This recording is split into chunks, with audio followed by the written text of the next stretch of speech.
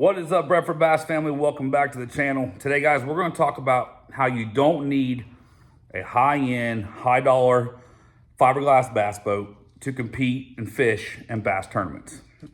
And not only that, I'm going to give you a few things that you can do if you're fishing out of a smaller boat, things that you can do to help give yourself an advantage when you're competing against those higher-end bass boats with the bigger motors and more electronics, blah, blah, blah. So we're gonna go over a few tips. And I actually wrote some shit down for this video, guys. The things are getting real serious around here. When you're writing stuff down on a little post note, things have been crumbled up my wall for like 3 days. You know things are getting real legit around here on this channel. But first thing, guys, I fish out of a 17-foot bass tracker. If you've watched this channel for any amount of time, you know that. Would I love to have a $120,000 bass boat? Sure. Absolutely. I mean, if I had an unlimited budget, who wouldn't want that, right? Who wouldn't want that big, 21 foot Icon or whatever it is with heated seats and the live well all treated, all the treatment systems for the live well and all the graphs loaded all over it and high dollar electronics and trolling motors and Raptors, power poles, whatever. We would all love those things. At least I would. And if I had the money to blow, I would have one for sure. But that's not realistic for most of us. It's just not. And I think that the bass fishing industry in general is proposing or putting out a false narrative to a lot of newer anglers out there that you have to have this high dollar equipment that's almost unattainable to the average Joe like myself and many others. And that you can't compete in bass tournaments or you can't fish bass tournaments because you can't afford those things. And that's just simply not the case. Like I said, guys, I fish out of a 17-foot tracker and I've caught a lot of bass in this boat. A lot of bass in this boat. I've had this thing on Lake Erie. I've had this thing up in small creeks. I've had this thing about everywhere you could have it. I'm not saying it's the best boat for Lake Erie, that's for sure, because it's damn sure not that. But if you're smart about it, you watch the wave reports, you can get it out there. But we're gonna go over a few things, guys, that you can do out of a smaller boat, whether it's a John boat even. I've seen literally John boats and bass tournaments will have cooler live wells. And I've seen guys be successful in those. But a few things that you can do to make yourself more competitive, to give yourself an advantage. One is have a game plan. Having a good game plan going into a tournament, I feel like is very important. If you're familiar with the body of water, that helps a lot. But setting a game plan, because typically, if you're in a smaller boat, you don't have the option to run as much. You don't have that big motor where you can run around 40, 50 different spots during a day. Not in a timely manner, at least. So having a game plan when you go out there is important. Pick a couple areas that you have a lot of confidence in and that you really want to focus on and really fish those areas good. That'd be like my number one suggestion. Number two, be organized. Be organized. Actually, let me take that back. Pre-fish. I forgot to mention that. That's actually probably the number one thing. If you can pre-fish for a tournament, I highly suggest you do so. Pre-fishing, even if it's going out there for a couple hours the day before, if you're doing, let's say you're doing a Tuesday or Wednesday night, weeknight derby.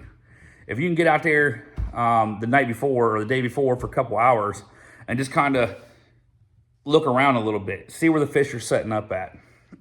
That will go a long way, because I believe that if you can find fish that day before, a lot of times them fish are still going to be there the next day. Now, not always.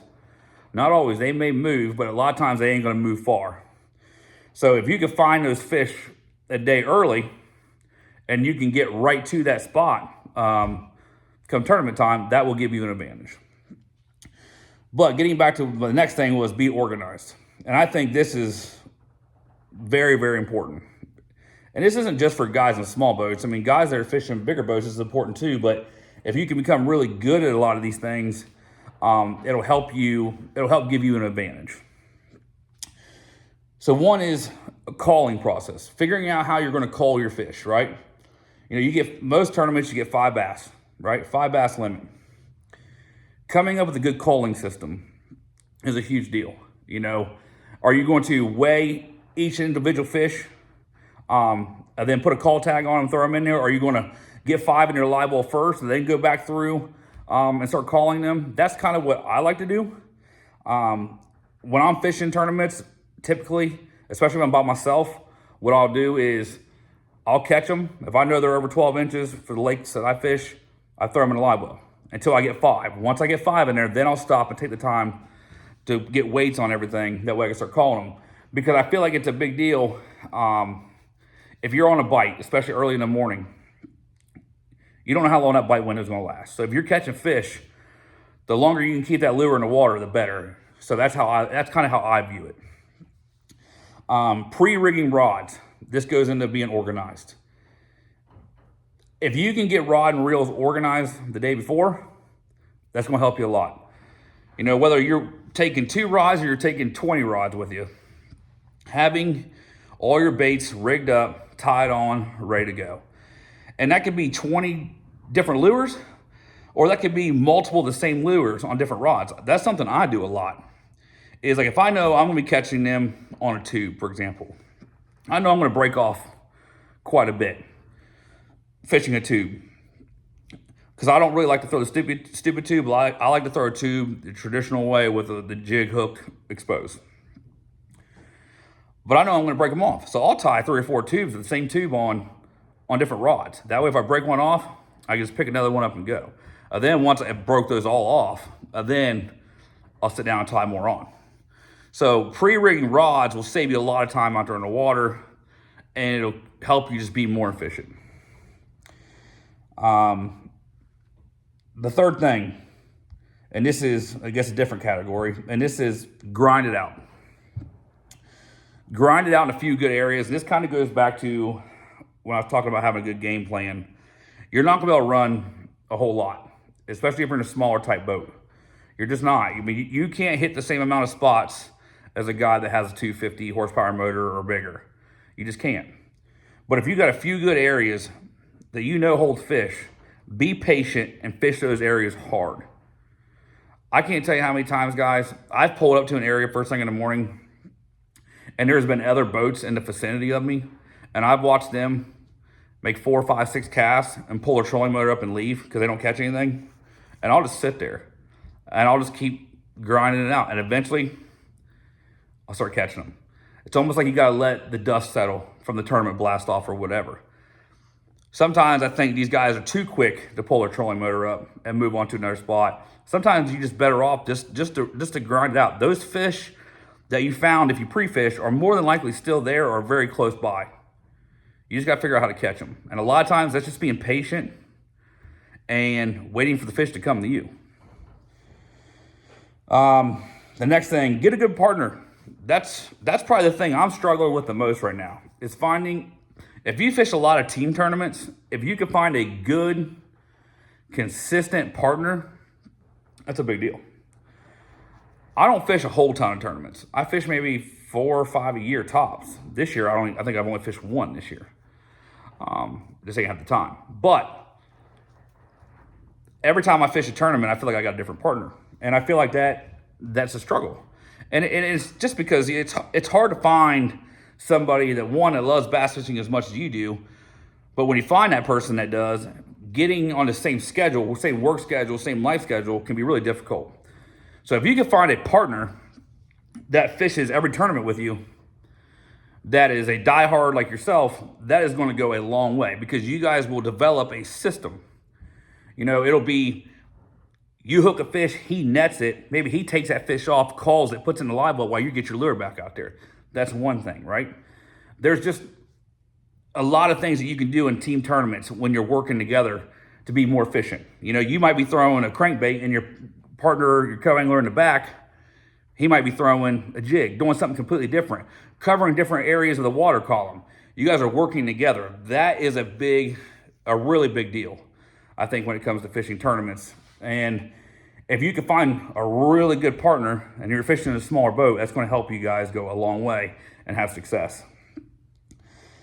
And the last thing, guys, because I don't want to make this video too long, and I say this is 100% the most important thing, is be a good angler. That's really what it comes down to. Ultimately, at the end of the day, it does not matter what boat you're in. The bass don't care what boat you're in.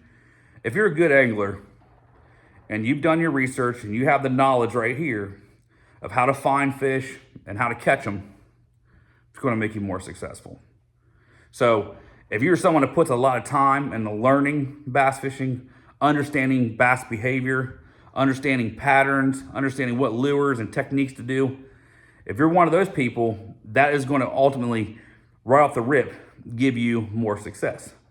Because I'll tell you right now, guys, if you jump into a tournament, if you've never fished a tournament before, and you get into a bass tournament, there's going to be a lot of patch pirates. That's what I call them. And these are guys that are running around in $80,000, $90,000 bass boats, fully rigged out electronics. And there's nothing wrong with it, but literally are just there to look cool. That they're not that good at fishermen. They're really not. They have the money to spend on it, but they don't have the knowledge. They don't have the knowledge. Everything in bass fishing ultimately is right here. Look at John Cox, for example, Bassmaster Elite Series professional. The guy is always around the top, always around an Angler of the Year, and he's fishing out of an aluminum boat, fishing shallow water, throwing a wacky worm around, throwing a little crankbait around.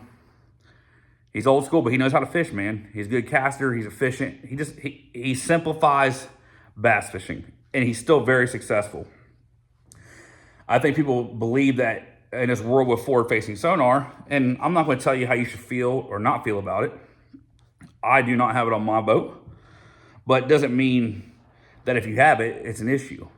I personally don't really care that much because I'm going to fish how I want to fish, regardless. But I think a lot of people believe that you can't compete, and I just don't. If you don't have it, I just don't believe that. I mean, especially at the local level. I mean, your Tuesday, Wednesday night tournaments, you're going to catch. If you're a good fisherman and you know the lake, you're going to catch a lot of fish, man, and you're going to win a lot of tournaments, or you're going to be successful in a lot of tournaments.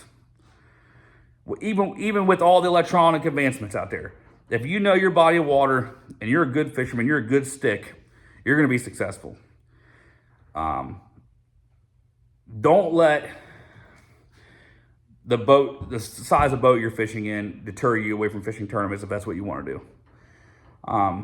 Like I said, I've seen guys fish out of a John boat with a trolling motor on it only, with a cooler for a live well. That's all you really need is a live well, and you can fish a tournament. So that's all I really got for this one. I know I was a little bit all over the place. I tend to do that sometimes. I tend to,